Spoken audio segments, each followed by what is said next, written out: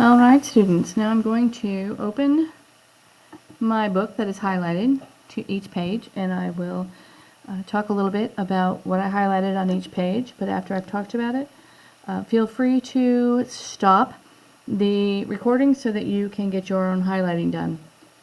So first of all, on this page, I've got one of your vocab words highlighted. There's a simile over here. This is then slip like lightning down the pole. But the other things that I have highlighted tell us a little bit more about Big Ma. A lot of this one, like the first one, says putting a rough, large hand against my back to make sure I didn't fall. Obviously that tells us a little bit about the sturdiness of her character. It says that Big Ma was Papa's mother, and she was tall and strongly built, and her skin was a smooth and color of pecan shell. Over here on the other side that we have Mama, and it talks a little bit also about the way that she looks. Apparently she's also a tall woman, but she's thin and sinewy with delicate features and a strong jawed face. So we have two different women here in the story, and they're described a little bit differently. The next page we've got a simile again, and down here we have a metaphor. And remember with a metaphor that we're making a comparison that does not use like or as. So this one says the man was a human tree. It's not saying he was like a human tree. It says he is a human tree. So we get an immediate picture of a great big man. And we're introduced a little bit more in this chapter to Papa. We get to know him pretty well. So I've got a couple things highlighted here that have to do with Papa. This one says he hugged and kissed each of us and stood back. Just look at y'all, he said proudly. So he's a proud father.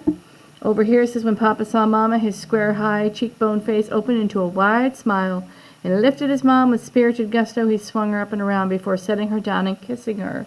So we get to know here that Mama and Papa obviously missed each other, so they seem to be a very solid marriage. We're also introduced to the character of Morrison in this chapter. Morrison, after being brought to the farm, we find out a lot about the size of him. He's a formidable man. He's a big man. He's the one that's described as a human tree. This page here, we have a metaphor down at the top. It says, Papa gently pulled one of my pigtails. Sorry, Cassie, girl, I'm not going to, you know what? I'm going to cross that one out. I don't like that one. That's an extended metaphor that goes on a lot longer than this. So I'm going to cross this one out. We're not going to use that one. On the next page, however, we have a little bit more about Mama. It says, Mama turned to Mr. Morrison. Welcome to our home, Mr. Morrison. So she's taking Papa's word at the kind of man that Morrison is, even though he's going to later describe some things that, happened. We get some more of that theme of racism here in this part here, where he's talking about getting into a fight and what happened as a result of that fight. And then it says here that he has a deep, quiet voice like the roll of low thunder. So that once again is a simile. On this page over here, we learn a little bit more about Christopher John. So we have, it says that his lower lip is quivering, and he said, I know, but I wish that Papa didn't ever have to go anymore. I wish he could just stay. And from what we're learning about Christopher John, we know he has a real strong sense of right and wrong, and I'm sure that a lot of the stuff that's going on is bothering Christopher John. Now this part all over here, this is talking about what happens as a result of those lynchings. So we definitely are seeing more of that theme of racism developing here. And this is more of describing that same situation, so we're seeing more on that theme of racism. If we turn the page over here, we have more about that incident that ended up with the Henrys getting lynched.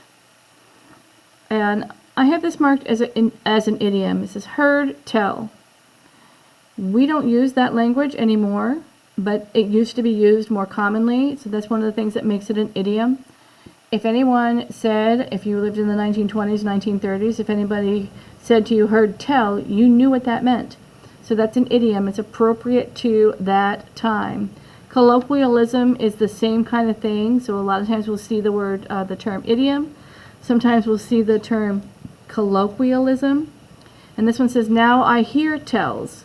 So you can see how they're similar, in that they are talking about phrases used that don't necessarily always mean what they seem like they mean, but it made sense in that time. This one over here that I have marked as an idiom is you don't want anybody to get out of line. And we know what that means. It doesn't mean somebody stepping out of a line. It means somebody, behaving in a way that's not appropriate. This is more talking about that the lynching and what led up to the lynching. This is talking about what happened when somebody tried to make a police report. So these things obviously have to do with racism some more. Then down here I have something about Papa.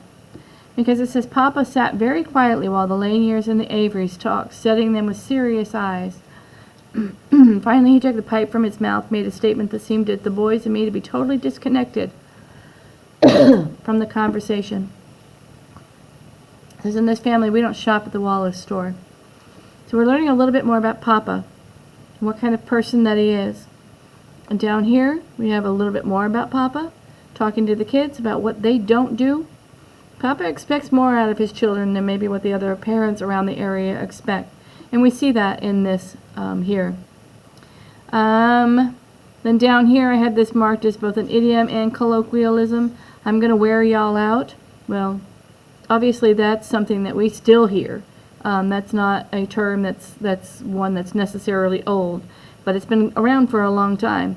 If you say you're going to wear somebody out, it doesn't mean you're going to, run them until they drop or something. It means something totally different. And Papa is saying if they do something they're not supposed to do, they're gonna get a spanking, basically. Then over here we have a little bit more about Papa. It says Papa always meant what he said. So that lets the kids know that he's somebody they can depend upon, whether that be to make sure the family's taken care of even if he's not there, or that he's going to keep his word, and apparently he swung a mean switch. But that's not like swinging a bat around in the air. We all know what it means if somebody's swinging a mean switch, especially if it's a papa or a mama. So that is another example of colloquialism. That's all the information I have for Chapter 2. You guys have your packet to work on and a writing prompt to get done, and hopefully the information I've given you is enough so that you can make that happen.